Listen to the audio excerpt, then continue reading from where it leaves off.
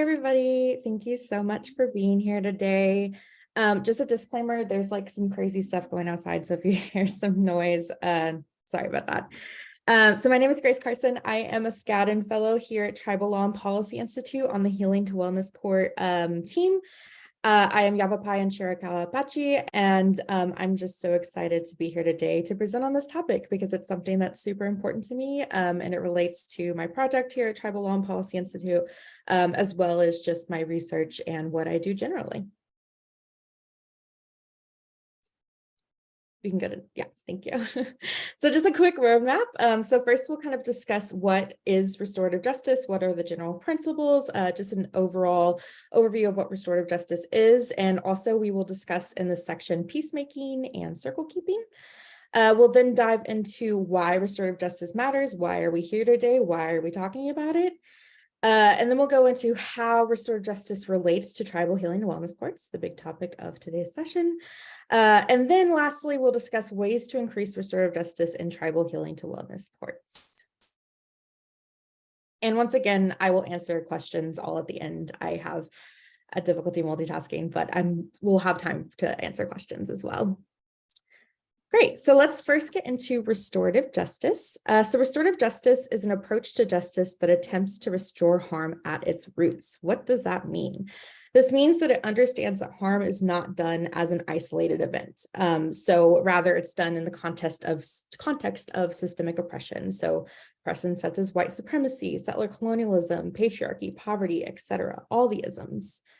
Restorative justice also recognizes that harm cannot be detached from trauma. So it can't be detached from both personal and direct trauma that you carry either from events in your life or experiences, but it also can't be detached from historical and generational trauma. And often also just noting, and I think restorative justice also pays attention to the fact that traumas, even personal traumas, are often a direct result of these systemic oppressions listed, and especially historical and generational trauma, especially for Native people, are a result of colonization. And then ultimately, restorative justice recognizes that even the perpetrator of harm is harmed in the injury. Restorative justice can take multiple forms, but ultimately it prioritizes community safety. I feel like this is a big I guess like question I get when I talk about restorative justice, because it does also recognize that the person who perpetrated harm also is a human and also should be, healed in the process of the harm that took place. But while restorative justice does recognize the humanity and the person who's caused harm, it always prioritizes the safety and well-being of the person who was harmed first. At the center of restorative justice, although it does take into account community wellness and community healing and the healing of the person who perpetrated harm, at the end of the day, the center of restorative justice is the person who was harmed, and they get the ultimate say and authority in the healing process. This is counter to an adversarial system, such as Western adversarial systems. These systems tend to put legality and ideas of Western justice above all. So these ideas of what is right and wrong versus the healing and well-being of the community and the people in the situation. In restorative justice, the survivors of harm get to say and what happens to them in a way that Western courts often don't. So it is very adversarial in nature, but often we don't really get to hear from the victims of the harm that was caused. And in restorative justice process, again, by centering victims and survivors, we get to hear their story, we get to hear their needs and what they want in the process of healing. Next, restorative justice views harm as a community issue.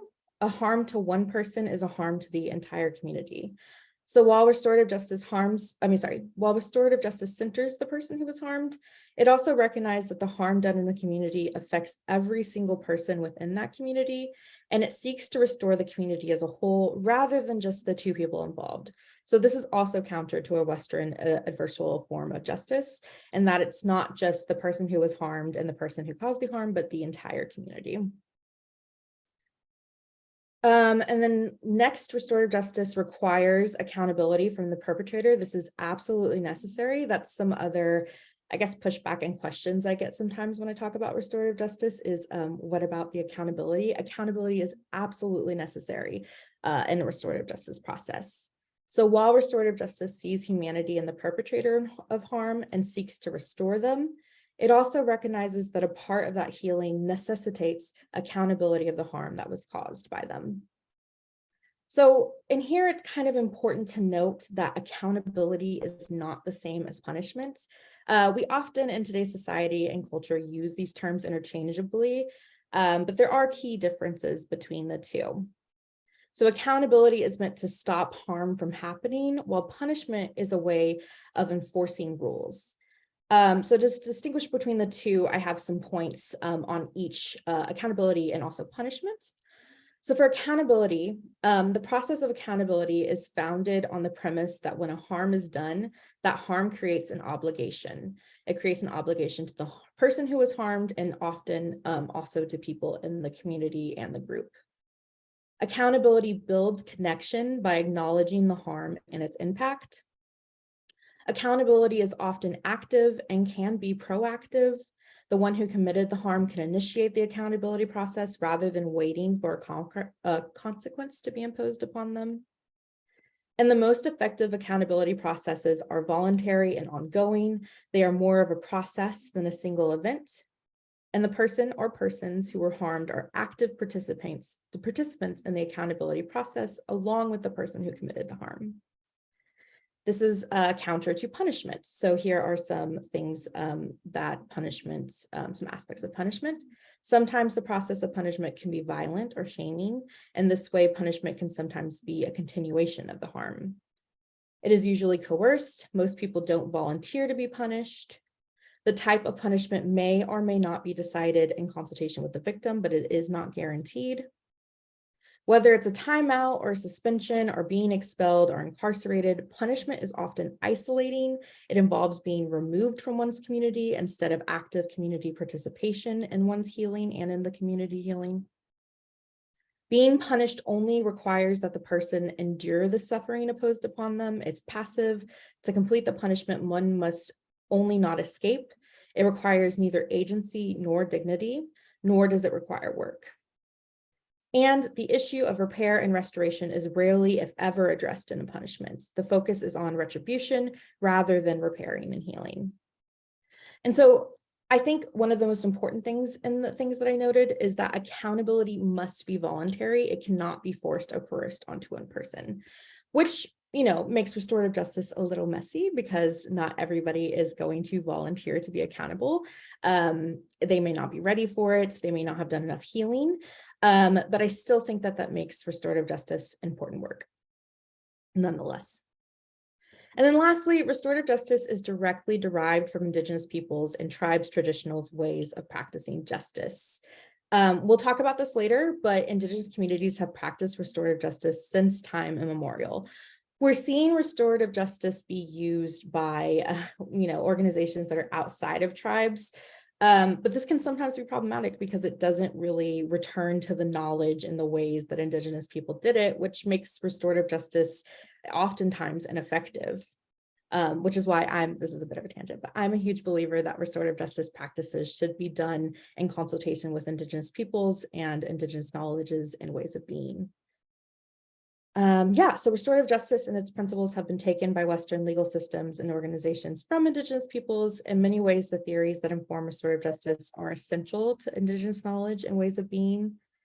And restorative justice is not a new concept and should not be divested from its roots in Indigenous epistemology. We can go to the next slide. Thank you. So we see here that in restorative justice, the offender, victim, and the community all have a role in healing the harm that took place.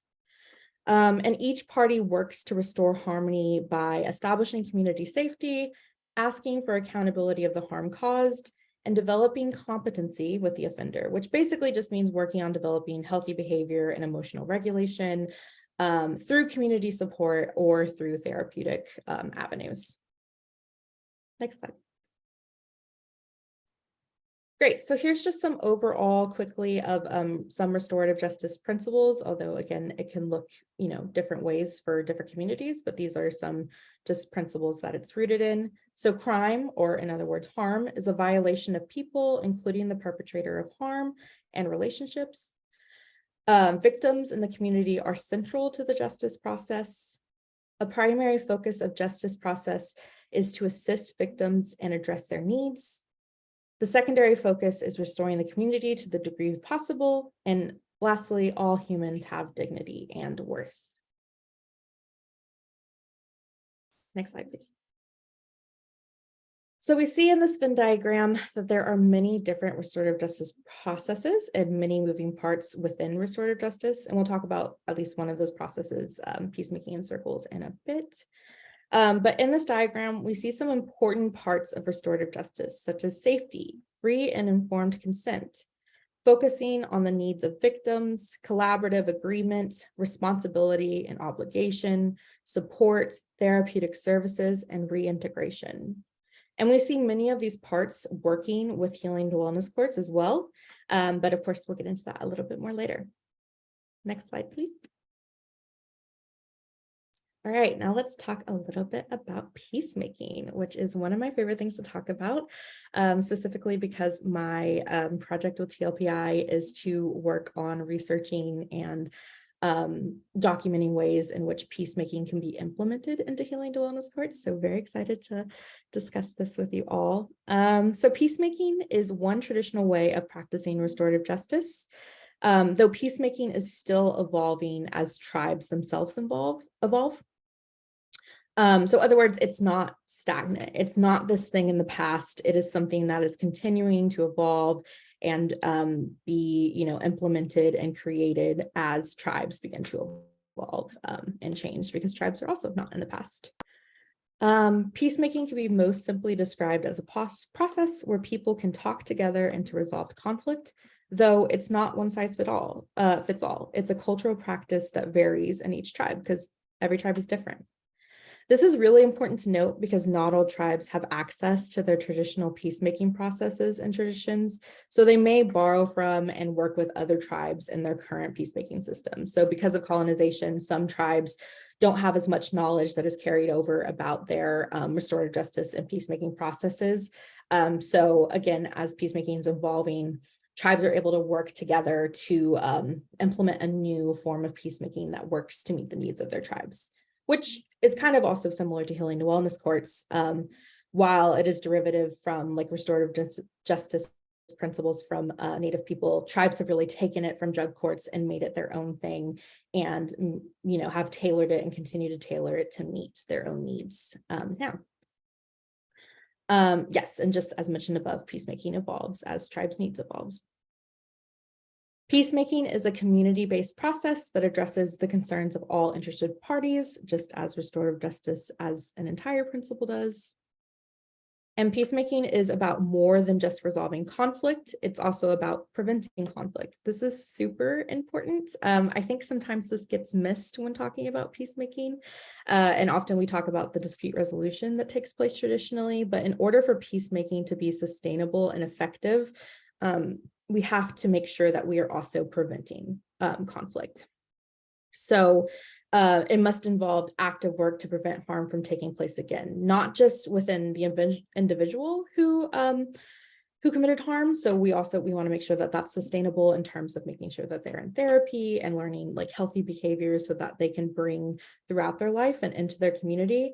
But we also want to make sure that this harm is being prevented within the community and systemically. So like an example I think of a lot, although there's a lot of scholarly and otherwise community discussion about whether peacemaking can be used for domestic violence. I won't go into all of that. That is for another day. But a part of undoing domestic violence in the community is healing, repairing the harm done from patriarchy and colonialism, and healing, men in that way, and making sure that we're coming together to learn traditional practices and kinship. Peacemaking is really hard work, kind of like the ways that I described restorative justice can be hard work. It can be really messy. And there are absolutely no shortcuts. Also, peacemaking is never going to look one way. It's going to be a case-by-case basis, which also makes it very difficult. But the hard work is what makes it the good work. So though it may be hard work, it has been proven to be effective in many instances. I was at a webinar yesterday because I love to attend all the webinars on restorative justice and peacemaking. But the webinar was from Native Center for Behavioral Health, and it was called Navajo Peacemaking and Indigenous Restorative Justice Practice. And the speaker said something I really liked and resonated with me kind of to this point. And it said, sometimes the Western ways don't work for us, so we can go back to reclaiming our ancestral knowledge. And this has worked for us. We come from great people, and we knew what worked. And we came from great healers. We came from people who, before colonizations, did not have prisons or jails. We existed this way for a long time.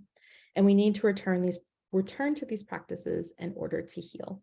And I just thought that was a very succinct way to talk about peacemaking and how it works. Next slide. All right, so peacemakings and circles. So peacemaking often involves the process of circle keeping as a form of conflict resolution. Many traditional tribal practices involve some form of talking circles as a dispute resolution process. We've seen this from many tribes throughout Turtle Island. A talking circle involves, and I don't have enough time to get super into it, but just like an overview of circles. It involves individuals sitting in a circle, taking turns to express their thoughts on a particular issue. In the circle, everyone has an equal place. There is no hierarchy.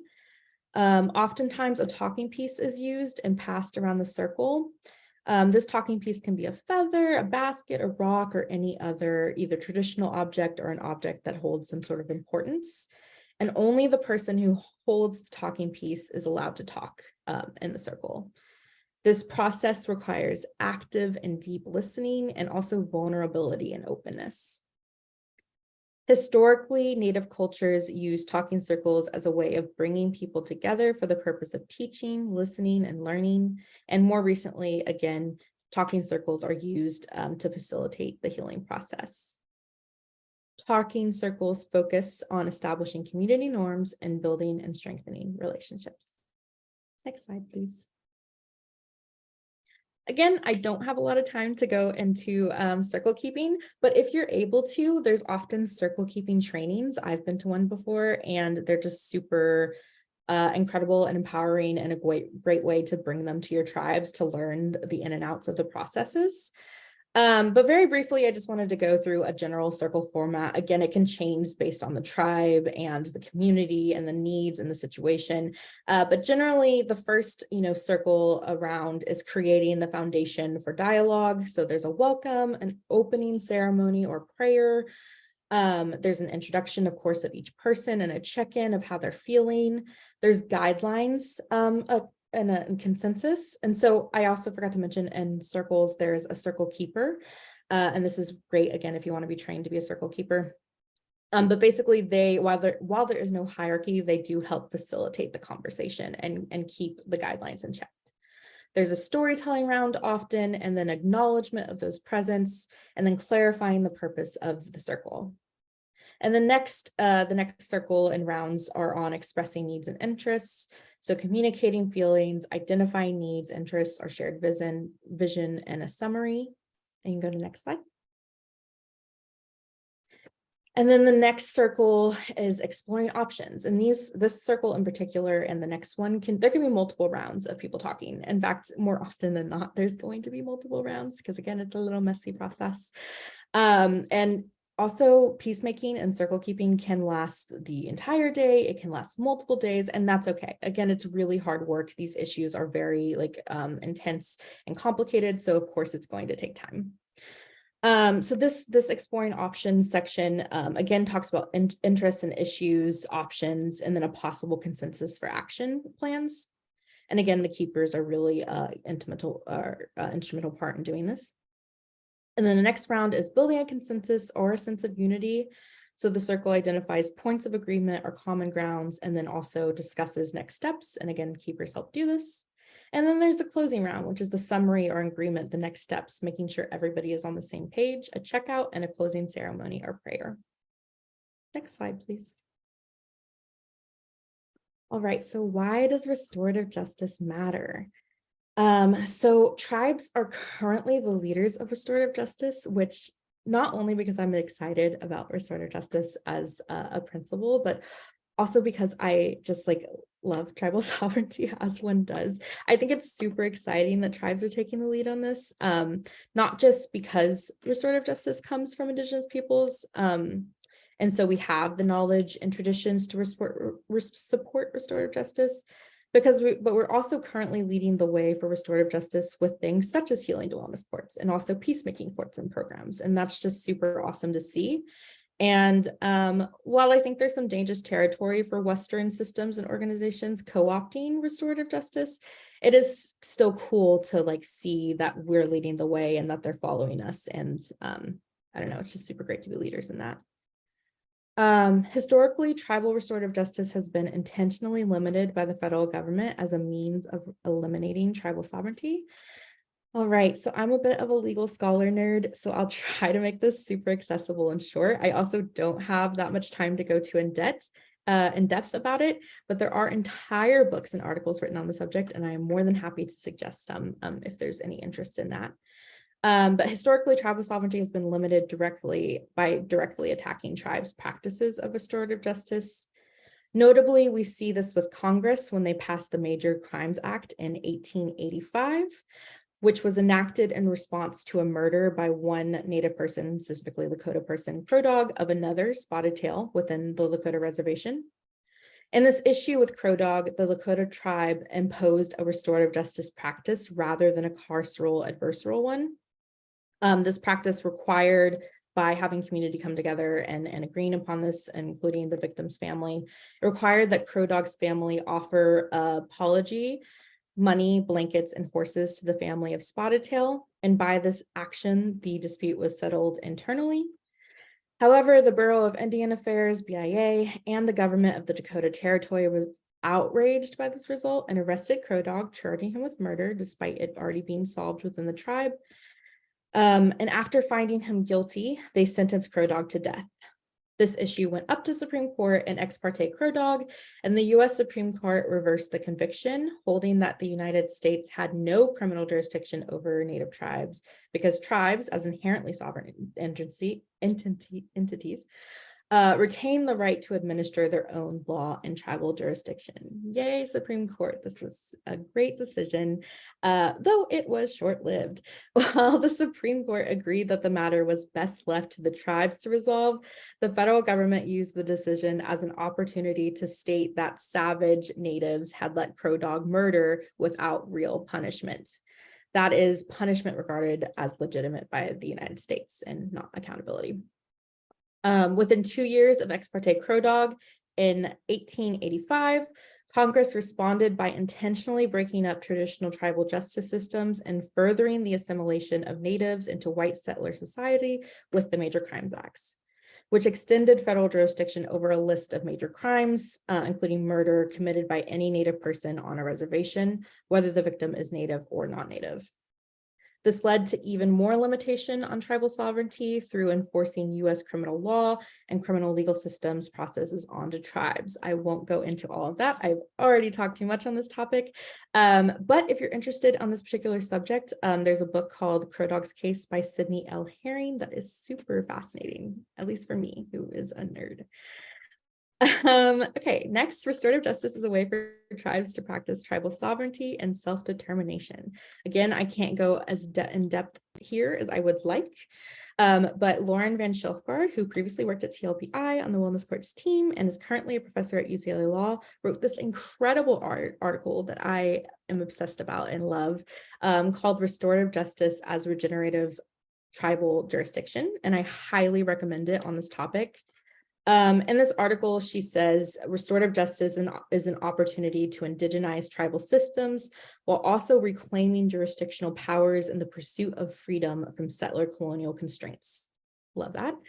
And so, yeah, to reclaim traditional law and justice systems and to address harm by tribes' own values and processes is to me textbook self-determination and tribal sovereignty.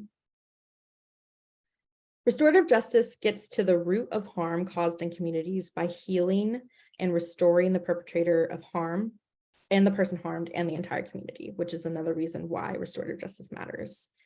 It gets to the root cause by preventing future harm from taking place and is ultimately more sustainable. And this creates healthy and safe communities, which is, of course, what we want for our tribes and for our Native communities. And for tribal healing and wellness courts, this looks like healing those with substance use disorder and addiction at its roots. Next slide, please. Restorative justice and tribal healing to wellness courts, the meat of today's presentation. So wellness courts are implemented by tribes to address the prevalence of maladaptive drug use in their communities. This is one way that they are a restorative justice system. Tribes saw that Western adversarial criminal legal systems were not getting to the root of the reason why maladaptive drug use was prevalent in their communities. And they saw that historical and generational trauma, childhood trauma, and other issues specific to Native people were often the cause of substance use disorder in their communities. Next slide. So that's kind of the backdrop of why they decided to implement tribal healing to wellness courts. They saw these root issues that were specific to Native peoples, and they wanted solutions that were specific to targeting them, solutions rooted in each tribe's culture, spirituality, and knowledge. Tribes turned to the therapeutic and restorative justice found in drug courts, but implemented their own culture and values into the process. Today, healing to wellness courts integrate traditional concepts of healing, community involvement toward healing rather than punishing their addicted tribal members. This is restorative justice in action. Now, you may be thinking, and this is what I often think when I am, thinking about healing to wellness courts, you might be asking, how can healing to wellness courts be restorative justice if they use coercion to get involvement from participants in the program and they use sanctions when participants fail to meet expected behavior? This is something I think about a lot. And additionally, how can they be restorative if they will not tend to those who are violent offenders? Not only will they not, but they cannot. And I think this is a very valid question and worthy of being explored, critiqued, and asked often in healing to wellness programs and spaces, and when we're talking about the laws regarding healing to wellness courts. But I would say that ultimately, and this is me, I think being optimistic and, wanting to help as much as possible, healing to wellness courts are restorative justice, but they're limitedly so because of the coercion and sanctions. In other words, healing to wellness courts are a restorative justice system with adversarial moments within the process. And this may not be ideal and what we necessarily want as a restorative justice system, but it doesn't mean that healing to wellness courts are ineffective or not worth pursuing or using. Obviously, that's what I believe, or I wouldn't be here today. Restorative justice, I believe, understands that we must work in the world as it is and under the current laws, situations, and barriers, and we must navigate those as tribes. I also think that healing to wellness courts are dynamic, just like any other restorative justice process. That means that it may not always operate in the way that we see today with these adversarial processes. They will evolve as tribes continue to evolve and as laws and cultures evolve. We can work to limit the adversarial moments in healing to wellness courts and to instead increase the restorative moments, which gets into my next topic perfectly on the next slide. Ways to increase restorative justice in healing to wellness courts. So again, this is something I'm continuously thinking of and brainstorming and in conversation with in community. So I would actually love to hear any additions to what I say, either in the comments, questions, or whatever. Because I am just still, thinking about this, and this is an incomplete list, by far. But one way to increase restorative justice in healing to wellness courts is prioritizing restorative justice in all the processes. So for me, that would look like lessening sanctions, or at least thinking about how sanctions can prioritize accountability rather than punishment. And I think that this can start even with the way that we talk about sanctions being a form of accountability rather than punishment, but also just incorporating the idea of accountability. And then, I think also that healing to wellness courts could save their sanctions as a last resort and instead focus mostly on incentives to encourage healthy behavior, and also focus on therapeutic treatment, which gets to the root of unhealthy behavior and also is, again, sustainable to create healthy behavior. Another way to prioritize restorative justice and processes is lessening coercion as much as possible, or at least reminding participants that they do have choice and agency within healing to wellness courts.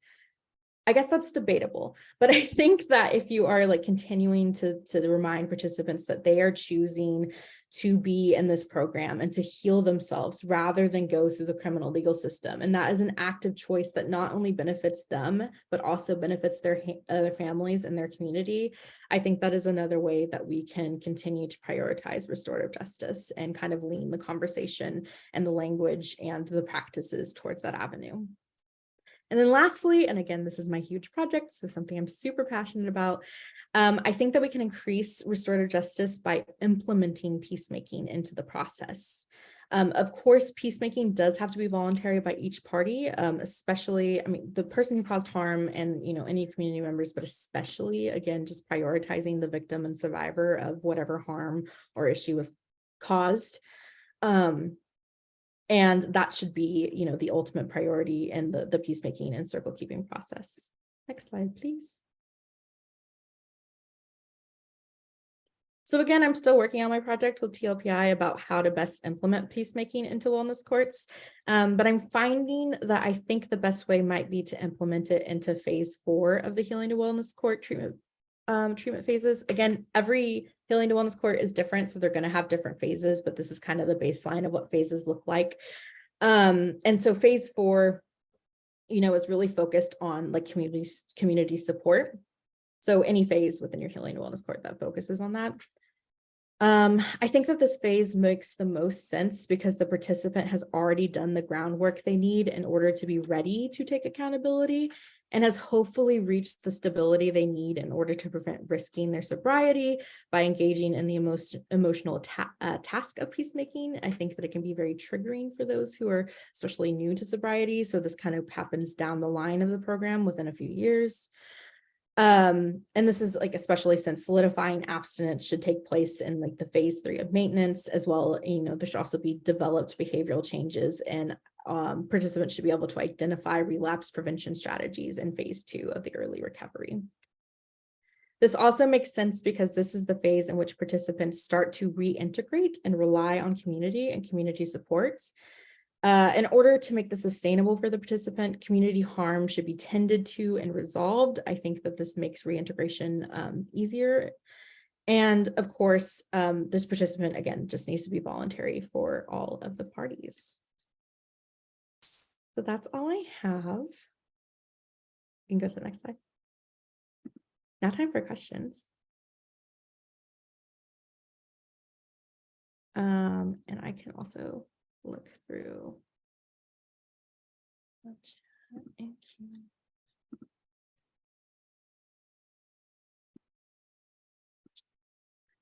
Ashley, for the where can I find this passage? I don't know what you're referring to because I was talking my ear off. For the name of the article and author, let me just put it in the chat. It's Lauren Van Shelfgaard, and it's, I can't think of it off the top of my head, but I'm finding it. Restorative Justice as Regenerative Tribal Jurisdiction. Let me just put that in the chat. It's soon to be published in the California Law Review. And then, she's going to be so mad that I'm still finding it. Okay, well, there you go. That's the article.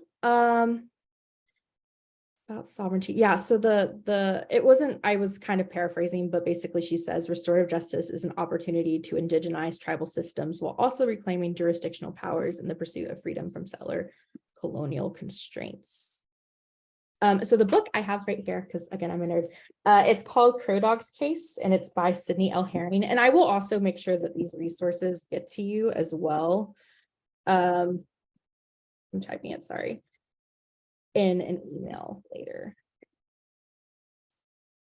Also, next week, Grace will be sharing all of the documents to attendees, so we might be able to get some of those titles that you're referring to out in that same communication and the slides and such. That would be great. Yes, the slides I believe will be posted afterwards. And then I have the Q&A thing open somewhere, but I forgot it. Okay. Pat said, it is an interesting question whether, I'm just going to read your question out loud, Pat. Hopefully that's okay. It is an interesting question whether RJ/circles is/should be a component of a given Native community's action versus of the tribal government or tribal courts. Some Native people argue that restorative justice should remain within the communities and not the tribal governments because of politics, limited funding, and thus affect sustainability. That it should be a community volunteer effort versus a funded program with the salaries. Also, there is some debate about whether circles are better used for prevention versus interventions. Thoughts? That is a huge question just to put on me, Pat, but I will try to tend to it the best I can. I think that I completely understand the desire to keep restorative justice circles outside of the government and inside of the community. I do think that putting it into courts and into governments, I know that there's limited funding, but I do think that there is like some organization to it. Also, if you attended Professor Van Schilfgaard's talk on codifying healing to wellness courts, I think it's super great when we can, anytime that we can codify restorative justice processes, and not just codify in law, but also document, like so in treatment plans and procedures and policies in healing to wellness courts. Anytime that we can do that and just like legitimize and back up restorative justice, to me feels important. But I'm not like opposed to it being like a community-led thing. I think as long as it's happening, that's great. And I really think it's determined by the tribe and the community, because again, every tribe and community needs specific things. Also, there's debate about whether courts circles are better used for prevention versus interventions. Thoughts? I think that they can be used for both. I don't know. I think it depends on the situation and like the issue and the harm that was caused. But I don't see why. And I think it would be great too if we had more like research on and data on like what was productive and helpful versus not. But I think like where we start is by tailoring it again to the needs of the situation and the community. Pat's second question was, do we know how individuals with addiction fare with RJ? I personally don't. Would love to explore that more. If I had to guess, like, again, me putting peacemaking at the end is pretty intentional because I think that the healing from the addiction needs to take place first before we get into the peacemaking process. Again, because it's easier to be triggered, but also I just think they'd be in a better mindset, but open to exploring that and talking about that more. Ash asked, can you talk about where these courts and healing circles are held? Are they in the courtroom? So it really is dependent on each community. I know Navajo Nation has a peacemaking court specifically, so it is like intentionally for peacemaking processes. And there's other, of course, tribes that also have peacemaking courts and peacemaking programs. And there are healing to wellness courts now that are beginning to implement. We have a few, people we're working with who at least desire to implement peacemaking into their healing to wellness court practices. For me, I imagine, besides outside of peacemaking courts, I imagine in the healing to wellness court process that it's done within the program and not necessarily in the courtroom. But again, we're just beginning to do this in healing and wellness courts. So I think that as we, venture into it and explore and test out things, we will, begin to learn what is more effective. Now going back to the chat. Yes, we will send the information in an email to everybody. Oh, Angie already answered that. My bad. I'm historically not a great multitasker. In our criminal code, it does have 2 alternative sentences for restoration and rehabilitation. Yeah, I think that's great. I think any time that we can put it into law is amazing. And again, just like solidifies us being leaders, which in restorative justice, which is just so incredible to see. Yes, it's not published. It's not published in California Law Review yet. It is published somewhere. But again, I will send out the article so you all have that. It's accessible somewhere. What that was. Navajo Nation does not have peacemaking courts. They have peacemaking programs. Yes. They don't have dockets. Yes. So peacemaking programs rather than peacemaking courts. Thanks for the clarification. Thank you, Pat, for the thank you. And yes, that's it. I don't think I can find the link easily. Actually, I might be able to find a link to the article now, so you guys can have it. But if there's any other questions, please ask. Abby, can you go to the next slide? Because it has Grace's email address. That way, if anybody has some follow-up things. Also, please email me. I love having these conversations. And I'm happy to send any other resources. I have some books with me too. Let me just get this link before I forget. And so you all can have it because there's a lot of interest in it.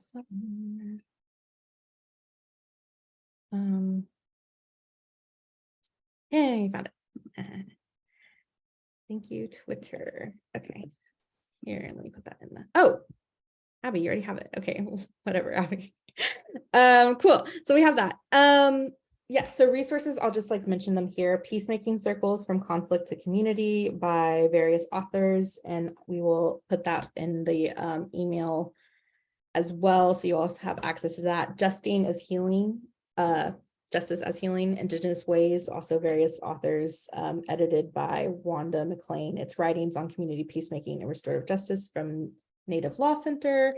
And then this one's kind of different, but Colorizing Restorative Justice. The foreword is by Justice Robert Yazzie, who does who's really like a leader in scholarship and understandings of peacemaking, and it's really good as well. Great. Any other questions? And again, those resources will be sent to you all. Don't see any other questions, Grace. So we go to the next slide. Yeah. Do you want to do it, Angie? You can go ahead. Okay, cool. So an evaluation would be super helpful to us. So you just can scan the QR code with your camera on your phone and click the evaluation link, or click the evaluation link in the chat. And thank you so much for sitting through this and for all your questions. And we'll get those resources out to you. Feel free to email me again with any comments, concerns, questions. I really do love talking about this stuff, and am excited to be able to, help tribes and help Native communities be able to implement this in our communities, because I really do believe it's, again, hard work, but it's really good work. And just thank you for, giving me the privilege of being here and being able to speak. Grace, thank you so much for all of this information that you shared. Thank you everybody for attending today's webinar, Tribal Healing to Wellness Courts as Restorative Justice. That's all we have for you today. Have a great day. I hope that everybody joins us for our webinar tomorrow at the same link and at the same time. Thank you, everybody. Have a great day. Thank you.